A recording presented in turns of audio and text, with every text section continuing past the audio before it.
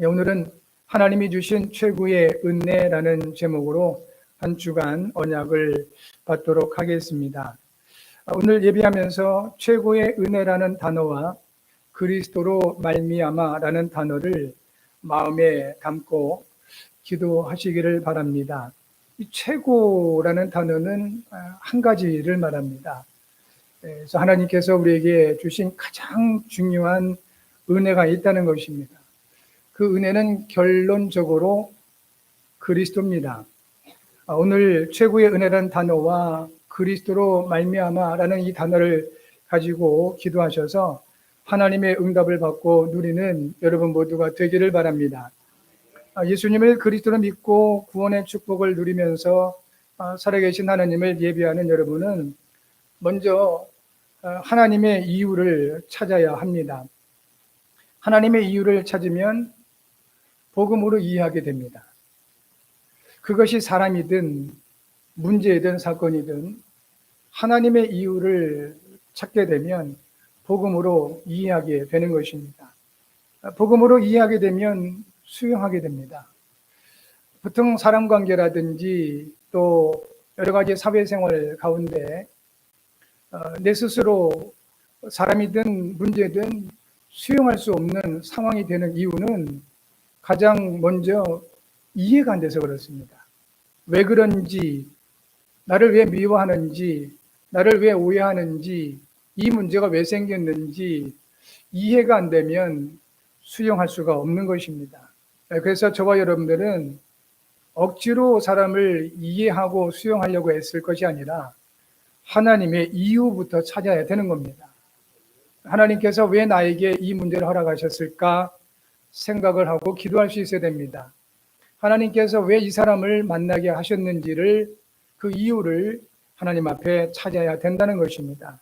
그러면 이미 저와 여러분에게는 하나님의 복음이 들어와 있기 때문에 이 복음으로 이해할 수 있게 되는 겁니다. 이해하면 누구도 어떤 문제도 수용하게 됩니다.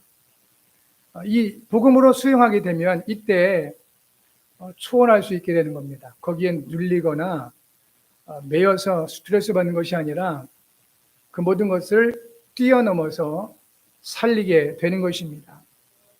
하나님의 이유를 찾고 복음으로 이해하고 수용하며 초월하는 영적 힘을 받는 여러분 되어지기 바랍니다.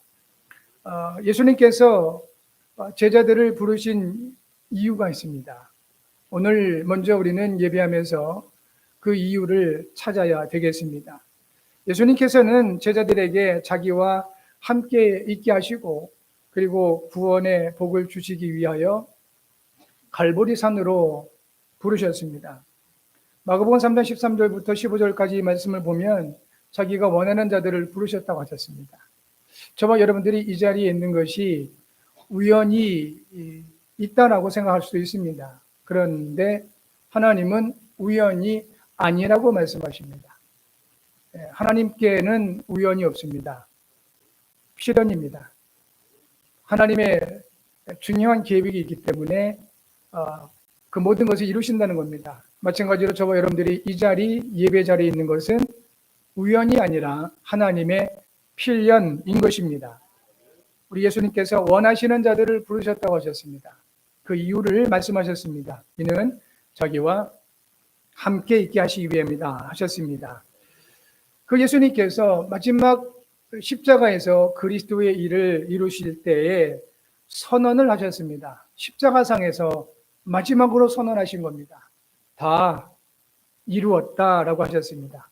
그 십자가가 서 있는 그 현장이 바로 갈보리 산이었던 것입니다.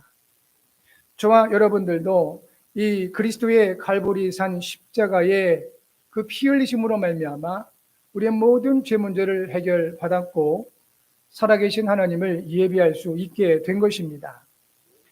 또한 예수님께서 제자들에게 하나님의 나라의 일을 미션으로 주시기 위하여 제자들을 감람산으로 부르셨습니다.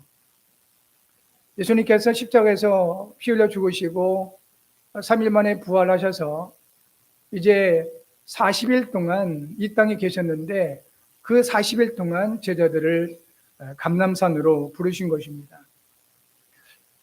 분명한 이유가 있었습니다.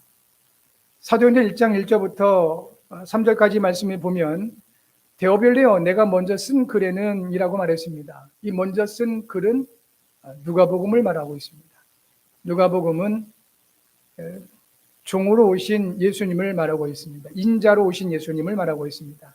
사람의 아들로 오신 예수. 그것을 증거한 것이 바로 누가복음입니다. 그래서 이렇게 말씀하십니다. 무릇 예수께서 행하시며 가르치시기를 시작하신부터 그가 택하신 사도들에게 성령으로 명하시고 승천하신 날까지의 일을 기록하였다 했습니다. 이 일을 바로 그리스도의 일을 말하는 것입니다. 예수님께서 부활하신 이후 제자들을 감람산으로 부르시고 40일 동안 명확하게 설명하신 것이 바로 이겁니다. 예수님이 그리스도심을 다시 한번 분명하게 설명하신 것입니다. 그리고 친히 살아계심을 나타내사 40일 동안 그들에게 보이시면서 하나님 나라의 일을 말씀을 하셨습니다. 제자들 한 사람 한 사람을 향한 하나님의 나라의 일을 말씀을 하신 겁니다. 쉽게 말하면 제자들에게 분명한 사명을 주신 것입니다. 신앙생활을 하시는 분들 가운데 구원의 확신도 있고 나름대로 하나님의 은혜도 분명한데 가끔 흔들리시는 분들이 있습니다. 심하면 신앙이 무너지는 분들도 있습니다. 그 이유가 뭐냐면 믿음이 없어서가 아닙니다. 하나님의 은혜를 몰라서도 아닌 것입니다. 사명을 찾지 못하면 흔들리거나 무너지게 되어 있습니다. 오늘 예배하는 성도 여러분들은 이미 하나님의 구원의 은혜를 받았습니다. 이제 여러분들도 찾아야 될 것이 있습니다. 나를 이 자리에 있게 하신 하나님의 이유를 찾으셔야 됩니다. 그 이유가 뭐냐면 하나님 나라의 일, 여러분을 향한 하나님의 나라의 일이 분명히 있습니다. 이거 찾으셔야 되겠습니다. 그리고 예수님께서는 제자들에게 언약 성취를 응답으로 주시기 위하여 마가다락방으로 부르셨습니다.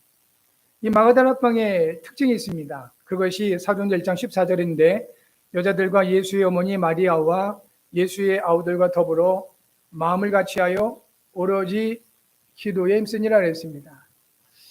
예수님에 대한 믿음을 갖기가 가장 어려웠을 사람들이 있습니다.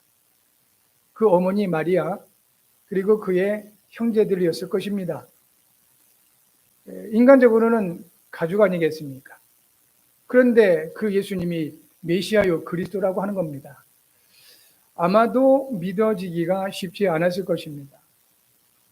그런데 그들에게도 하나님께서 은혜 주셔서 예수님께서 단순히 요셉과 마리아의 큰아들이 아니라 또 그들의 요셉과 마리아가 낳은 많은 자녀들의 형이요 오빠가 아니라 메시아요 그리스도이심을 믿어지게 하신 것입니다.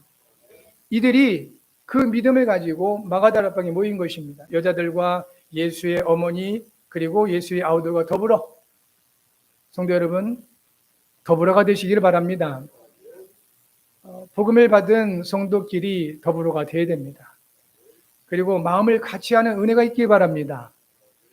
내용이 같고 중심이 같으면 마음을 같이 할 수가 있습니다. 또한 오로지 기도에 힘쓰는 여러분 되어지기를 바랍니다. 마가다락방에서 이렇게 한 것입니다.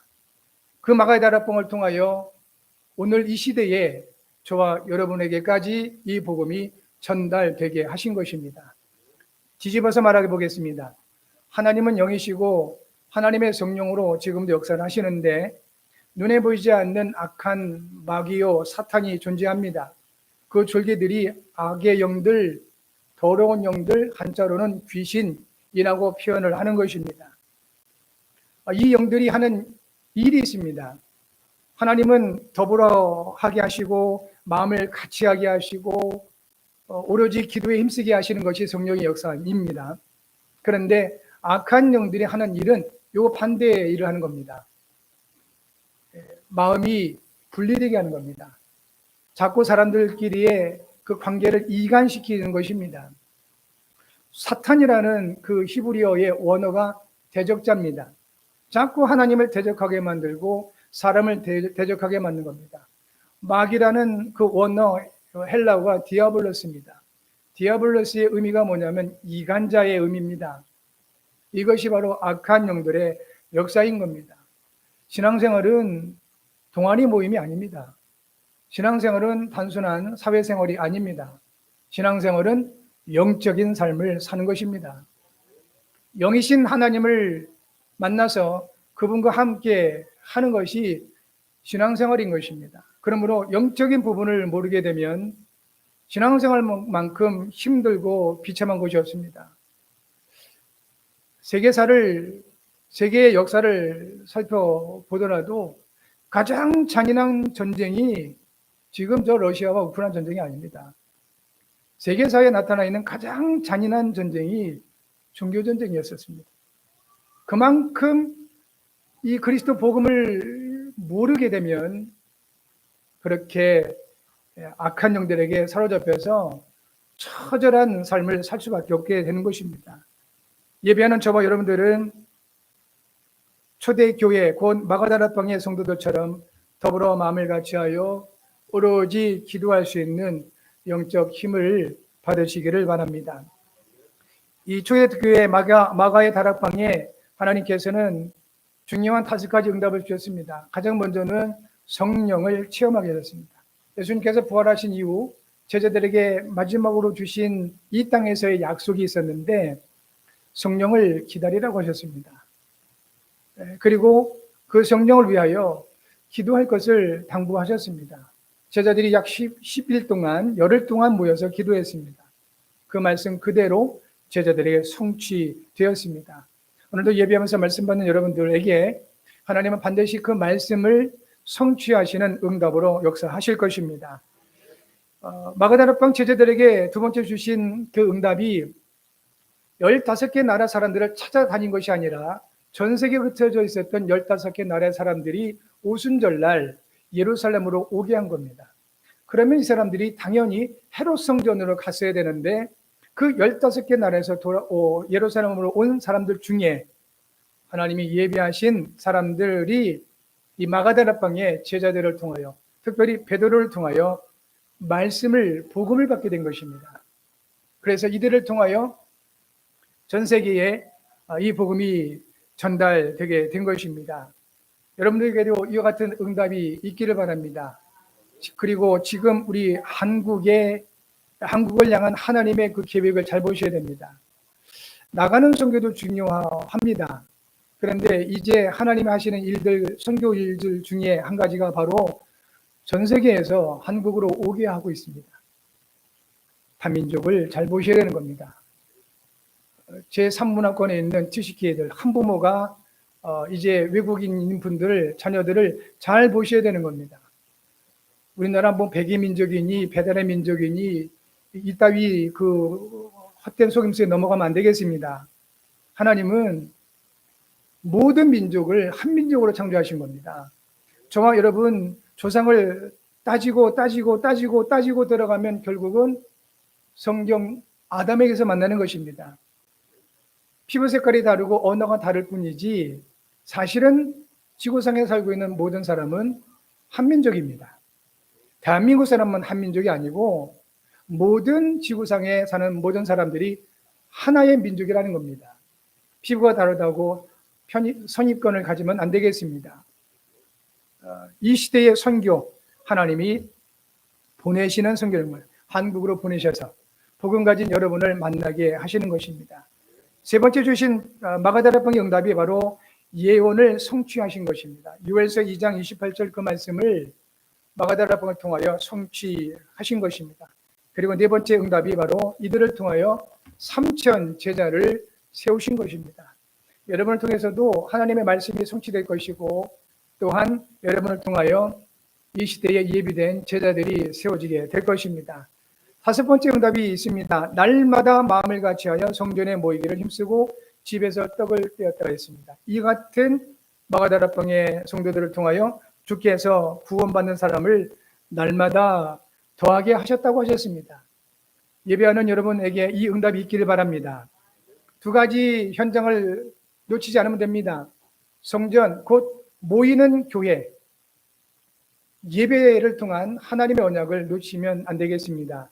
정확하게 믿음으로 받으시고 지키시면 됩니다. 마음에 간직하시면 되는 것입니다.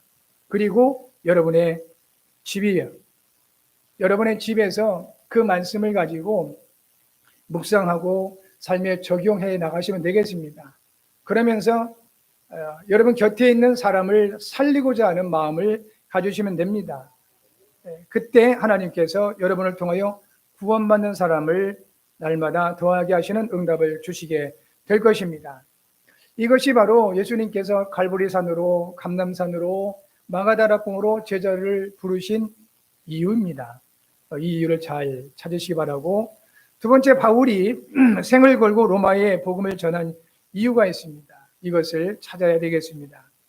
바울이 생을 걸고 로마에 복음을 전한 이유는 부활하신 예수님으로부터 받은 언약이기 때문입니다. 이 다메섹에 아나니아라는 제자가 있었습니다. 부활하신 예수님은 이 아나니아라는 제자를 통하여 이 바울에게 주실 말씀을 전달하게 하셨습니다. 이 사람은 내 이름을 이방인과 임금들과 이스라엘 자손들에게 전하기 위하여 택한 나의 그릇이라고 했습니다. 그러니까 바울은 몰랐을 것입니다. 그러니까 오히려 예수 믿는 사람들을 핍박하고 감옥에 가두는 일에 앞장섰겠죠. 그러나 하나님은 이미 바울을 향한 완벽한 계획을 가지시고 그를 부르신 것입니다. 그것을 바울이 확인하게 된 것입니다. 여러분 개인에게도 하나님께서 주신 말씀이 있을 겁니다.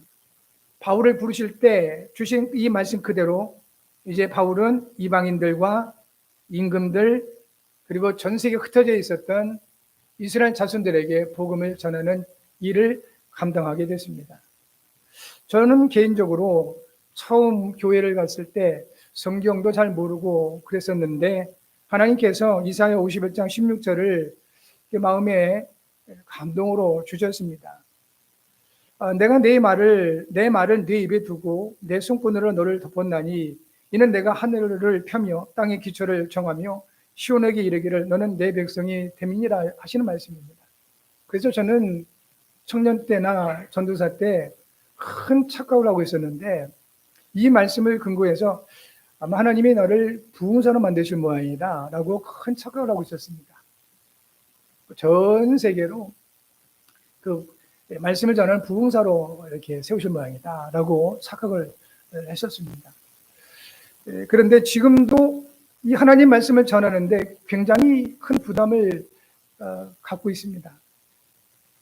그러나 돌아보면 내 수준과 내 능력과 배경과 상관없이 세계 곳곳을 나가게 하셨고 이 예수께서 그리스도 되신 복음을 많은 사람들에게 전달하게 하셨습니다.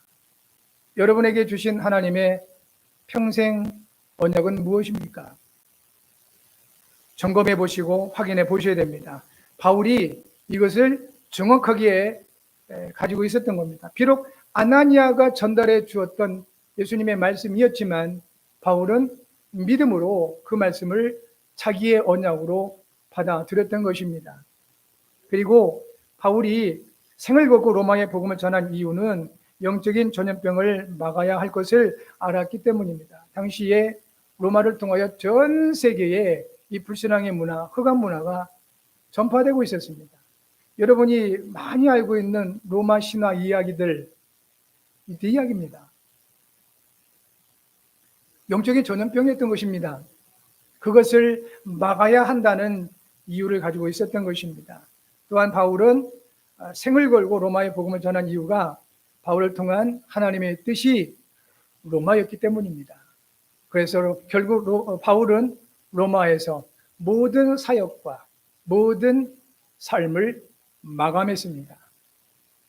이와 같이 바울이 생을 걸고 로마에 복음 전한 이유를 전도자된 여러분들도 찾아야 되겠고요. 세 번째, 복음이어만 하는 이유를 찾아야 되겠습니다. 이 복음이라는 것은 하나님이 주신 것인데 그 내용이 바로 예수님이 그리스도시라는 것입니다. 로마서 1장 2절과 4절 말씀이죠. 이 그리스도만이 영적인 전염병인 영적 문제를 해결할 수 있습니다. 그래서 복음 위험을 한 것입니다.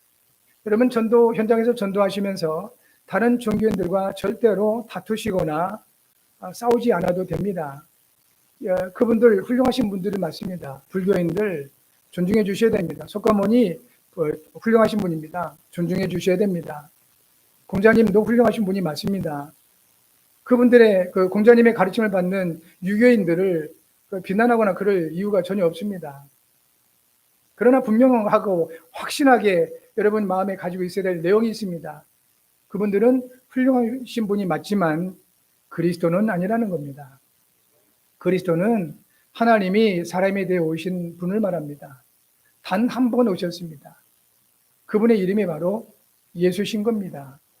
그래서 우리가 예수님을 믿는 것인데 어떤 내용으로 믿냐면 예수님을 그리스도로 믿는 것입니다. 다 존중해 주시고 여러분의 믿음을 굳건히 하셔야 됩니다. 여러분의 믿음을 강요할 필요도 없습니다. 강요한다고 여러분의 믿음을 다른 사람들이 받아들이지 않습니다. 여러분이 누리시면 됩니다. 왜냐하면 모든 사람은 아담의 후손이고 모든 사람에게는 영적인 문제가 있습니다. 모를 뿐입니다. 그리고 때로는 문제가 왔는데도 착각을 하게 됩니다. 그 영적 문제에 대한 답은 한 가지입니다. 복음밖에 없습니다. 예수님이 그리스도시라는 이 복음만 해답이 되기 때문에 우리는 오직 예수, 오직 복음이라고 말하는 것입니다. 독선이 아니고 사실을 말하고 있는 것입니다. 또한 복음은 그리스도 안에 있는 속량으로 죄인을 의롭다 하심을 얻은 자가 되게 하시고 죄인을 향한 하나님의 사랑의 확증인 것입니다. 모든 사람은 사실은 사랑에 굶주려 있다고 합니다.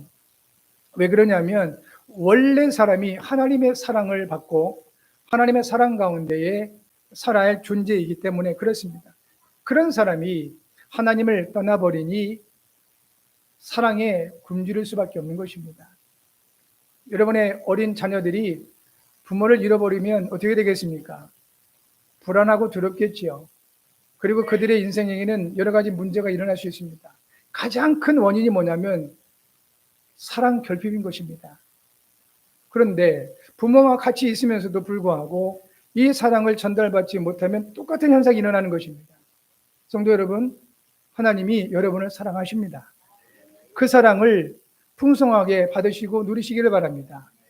그리고 그 사랑을 여러분의 자녀들에게 그리고 여러분 곁에 있는 많은 영혼들에게 나눠 주시기를 바랍니다. 하나님은 여러분의 사랑이 필요치 않습니다. 사랑은 여러분이 필요한 것입니다. 그 사랑을 하나님이 주시는 것이고 그 사랑을 여러분과 같은 다른 사람에게 전달해 주기를 원하시는 것입니다. 이와 같은 하나님의 이유를 찾으시고 모든 사람, 모든 사건, 모든 사물을 이해하고 수용하고 복음으로 초월하여 살리시는 여러분 모두가 되어지기를 바랍니다. 그렇다면 여러분들에게 하나님이 주신 최고의 은혜를 정확하게 알고 누리게 하실 것입니다. 하나님이 주신 최고의 은혜 첫 번째는 영원한 언약인 그리스도로 말미암아 하나님과 화평하고 시대의 재앙을 막는 것입니다. 로마서 5장 1절과 2절에 말씀하셨습니다. 우리가 믿음으로 의롭다 하심을 받았으니 우리 주 예수 그리스도로 말미암아 하나님과 화평을 누리자라고 말씀해 주셨습니다. 하나님은 여자의 후손이라는 언약으로 그리스도를 약속해 주셨습니다. 창세기 3장 15절 말씀입니다. 또한 하나님은 방주의 언약으로 그리스도를 약속해 주셨습니다. 창세기 6장 14절 말씀입니다. 이 여자의 후손이라는 언약을 예수님께서 동정녀인 마리아를 통해 오심으로 성취하셨습니다. 이 방주는 특징이 누구든 들어가면 사는 것입니다. 그 당시에 누구든지 이 방주에 들어가면 홍수의 재앙을 피할 수가 있었습니다. 놀랍게도 노아와 그의 아내 세 아들과 며느리 외에는 그리고 두 쌍씩 그 각 짐승들도 다 탔는데 사람은 타지 않았다고 합니다. 지금도 영적인 상황은 비슷합니다. 이 시대의 영적인 방주는 그리스도입니다. 누구든지 예수님을 그리스도로 믿기만 하면 모든 영적인 재앙에서 구원을 받는다라고 말씀을 하십니다. 그런데 놀랍게도 많은 사람들이 이 예수께서 그리스도 되신 복음을 받아들이지 못하고 있는 것입니다. 여러분, 하나님이 주신 최고의 언약입니다. 그리스도. 이 그리스도 안에서 여러분 구원의 축복을 누리시기 바라고, 재앙당한 영혼들을 우리가 비난할 것이 아니라 그들을 살리는 축복이 있기를 바랍니다. 그리고 하나님은 피제사의 언약으로 그리스도를 약속해 주셨습니다. 이 피제사는 예수님의 십자가의 그 사건으로 완성되었습니다. 예수님께서 그냥 죽으신 것이 아니라 십자가에 못 박혀 피 흘려 죽으셨습니다. 그 피 흘리심으로 말미암아 우리의 모든 죄를 완전하게 해결하셨다고 말씀해 주셨습니다. 하나님이 주신 최고의 언약인 그리스도로 말미암아 하나님과 화평하는 여러분이 되기 바랍니다. 예배는 그리스도 안에서 하나님과 화평을 누리는 것입니다. 그리스도 안에서 예배하는 여러분 모두가 그리스도로 말미암아 하나님과 화평을 누림으로 시대의 재앙을 막고 모든 것을 살리는 증거 있기를 바랍니다. 두 번째, 하나님이 주신 최고의 은혜는 영원한 언약인 그리스도 안에서 하나님의 인도를 받으며 국가의 재앙을 막는 것입니다. 국가의 재앙을 막는다니까 좀 거창하게 생각되기 쉬울 것 같습니다. 그런데 그렇지 않습니다. 여러분, 한 사람이 그만큼 중요하다는 겁니다. 한 사람이 복음으로 살아나면 그 가정과 가문뿐만 아니라 국가도 살아나게 되는 것입니다.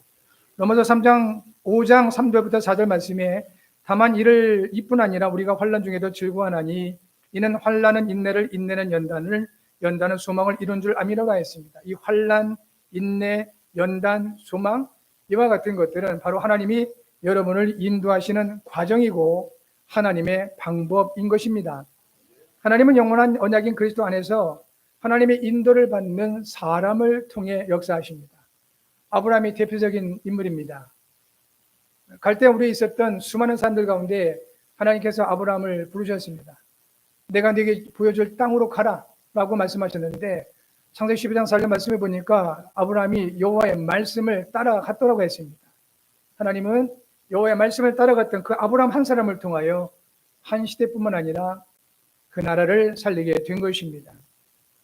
스바냐 3장 17절 말씀에 너희 하나님 여호와가 너희 가운데 계시니 그는 구원을 베푸실 전능자이시라. 그가 너로 말미암아 기쁨을 이기지 못하시며 너를 잠잠히 사랑하시며 너로 말미암아 즐거이 부르며 기뻐하시려 하였습니다. 여러분이 하나님 되시기 바랍니다. 그건 아무개 하나님이 아닙니다. 성경 속에 있는 하나님이 아니라 나의 하나님이 되셔야 되는 겁니다. 하나님이 멀리 하늘에 계신 것이 아니라 나와 함께 나의 가운데 계신다는 사실을 확신하셔야 됩니다. 하나님은 지금도 저와 여러분을 구원하실 전능자이신 것입니다. 하나님이 주신 최고의 언약인 그리스도로 말미암아 하나님의 인도를 받는 여러분 되기를 바라고요.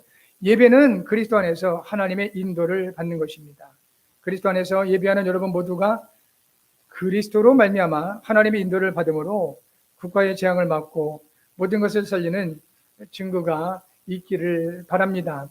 여러분, 한 사람이 복음으로 살면 일단 여러분 가정이 살게 될 겁니다. 여러분 가정이 살면 가문이 살게 될 것이고요. 여러분의 가문이 산다는 것은 곧 그 가문이 있는 지역이 살게 되는 것입니다. 이것이 확산됐을 때 이 나라가 살게 되는 것입니다. 세 번째, 하나님이 주신 최고의 은혜는 영원한 언약인 그리스도로 말미암아 하나님의 사랑을 누리며 후대를 살리는 것입니다. 로마서 5장 5절부터 8절에 말씀하셨습니다. 특별히 8절에 우리가 아직 죄인 되었을 때에 그리스도께서 우리를 위하여 죽으심으로 하나님께서 우리에 대한 자기의 사랑을 확증하셨느니라 했습니다. 나에게 잘 해주신 분을 위해서 내가 뭔가 헌신을 한다는 것은 쉬운 일일 겁니다. 그리고 뭔가 정의를 위해서 나 자신을 희생한다는 것도 어려운 부분이지만 가능한 일일 것입니다. 그런데 하나님 말씀하셨습니다. 우리가 아직 죄인 되었을 때 그리스도께서 우리를 위하여 죽으셨다 하셨습니다. 이것이 바로 저와 여러분을 향한 하나님의 사랑의 분명한 증거라고 말씀하셨습니다. 베드로전서 4장 8절에 말씀하셨습니다. 무엇보다도 뜨겁게 서로 사랑할지니 사랑은 허다한 죄를 덮느니라 했습니다. 마지막 때를 말씀을 하시면서 이렇게 강조를 한 것입니다. 구원받은 하나님의 자녀된 여러분, 마지막 때를 살아가고 있는 여러분, 더욱 뜨겁게 서로 사랑하는 은혜가 있기 바랍니다. 이 사랑은 특징이 있는 겁니다. 사랑은 허다한 죄를 덮느니라 했습니다. 율법은 죄를 드러내는 것입니다. 똑똑한 사람들이 이거를 잘합니다. 그런데 하나님은 똑똑한 사람을 찾으시는 것이 아닙니다. 하나님은 예비하는 사람을 찾으시고 하나님의 사랑을 받고 누리는 사람을 통하여 역사하시는 것입니다. 요한일서 3장 18절에 말씀하셨습니다. 자녀들아 우리가 말과 혀로만 사랑하지 말고 행함과 진실함으로 사랑하자라고 말씀해 주셨습니다. 그리스도 안에서 하나님의 사랑을 누리게 되면 언약 잡고 기도하게 될 것입니다. 이런 사람들에게는 그루터기에 복을 누리게 됩니다. 그루터기는 나무가 다 잘려있는 것을 말합니다. 그러나 뿌리는 살아있는 것입니다. 그루터기의 중요한 이유는 그 그루터기를 통하여 새순이 나기 때문입니다. 에스겔서 36장 36절에 보니까 너희 사방에 남은 이방 사람이 나 여호와가 무너진 곳을 건축하며 황폐한 자리에 심은 줄을 알리라 나 여호와가 말하였으니 이루라 했습니다. 황폐해지고 다 무너졌다 할지라도 하나님이 하시면 되어지는 것입니다. 여러분의 삶이 이렇게 될 줄 믿습니다. 그래서 하나님이 주신 최고의 언약인 그리스도로 말미암아 하나님의 사랑을 누리게 되면 후대를 살리게 되는 것입니다. 예배는 그리스도 안에서 하나님의 사랑을 누리는 것입니다. 그리스도 안에서 예배하는 여러분 모두가 그리스도로 말미암아 하나님의 사랑을 누리며 후대의 재앙을 먹고 여러분의 후대를 살리는 증거 있기를 바랍니다.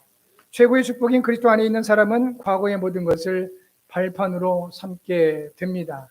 그리고 그 결과로 후대를 살리게 됩니다. 시편 110편 3절 말씀입니다. 주의 권능의 날에 주의 백성이 거룩한 옷을 입고 즐거이 헌신하니 새벽 이슬 같은 주의 청년들이 주께 나오는도다 하셨습니다. 여러분이 복음으로 과거를 발판 삼고 즐거이 헌신하게 되면 여러분을 통하여 새벽 이슬 같은 주의 청년들이 주께 나오게 된다는 것입니다. 후대를 살리는 응답과 증거 있게 된다는 것입니다. 최고의 축복인 그리스도 안에 있는 사람은 미래에 하나님께서 하실 일을 삶의 방향으로 잡게 됩니다. 마태복음 24장 14절은 천국 복음이 온 세상에 전파될 것을 말씀해 주셨습니다. 사도행전 1장 8절에서는 땅끝까지 이르러 이 복음이 전달되게끔 하시겠다라고 말씀해 주셨습니다. 여러분, 세계복음화가 여러분의 삶의 방향이 되어지기를 바랍니다. 최고의 축복인 그리스도 안에서 하나님을 예배하는 사람은 내일 일을 자랑하지 않습니다. 잠언서 27장 1절에 이렇게 말씀합니다. 너는 내일 일을 자랑하지 말라. 하루 동안에 무슨 일이 일어날는지 내가 알 수 없음이라 했습니다. 그래서 정말 그리스도 안에 있는 사람은 내일 일을 자랑할 수가 없습니다. 또한 최고의 축복인 그리스도 안에 있는 사람은 내일 일을 염려하지도 않습니다. 마태복음 6장 34절입니다. 예수님 말씀하셨습니다. 내일 일을 위하여 염려하지 말라. 내일 일은 내일이 염려할 것이요 한날의 괴로움은 그날의 족하니라 하셨습니다. 최고의 축복인 그리스도 안에서 하나님을 예배하는 사람은 하나님이 오늘 주시는 은혜를 받고 누림으로 힘을 얻게 됩니다. 그리고 그 은혜로 행복하게 되어집니다. 여러분이 그런 사람들 되셨습니다. 그리고 이번 한 주간 그리스도 안에서 새로운 피조물 된 여러분, 하나님이 오늘 주시는 그 은혜를 누리심으로 힘을 얻으시기 바라고 그 은혜로 행복하시기 바랍니다. 고린도후서 6장에서 말씀하셨습니다. 우리가 하나님과 함께 일하는 자로서 너희를 권하노니 하나님의 은혜를 헛되이 받지 말라 하셨습니다. 내가 은혜를 베풀 때 너에게 듣고 구원의 날을 너를 도왔도다 하셨으니 보라 지금은 은혜 받을 만한 때요 보라 지금은 구원의 날이라 했습니다. 오늘 지금 하나님의 은혜 받는 여러분 되시길 바랍니다. 그래서 이번 한 주간 하나님이 주신 최고의 은혜는 그리스도 안에 있는 것을 확신하셔야 됩니다. 최고의 은혜라는 단어와 그리스도라는 단어가 같은 단어입니다. 그래서 예배하는 여러분이 매일 그리스도 안에서 하나님과 화평하고 하나님의 인도를 받으며 하나님의 사랑으로 충만하여 시대의 재앙을 막고 국가의 재앙이 무너지며 부대를 살리는 응답과 축복을 누리시기를 그리스도이신 예수님의 이름으로 축복합니다.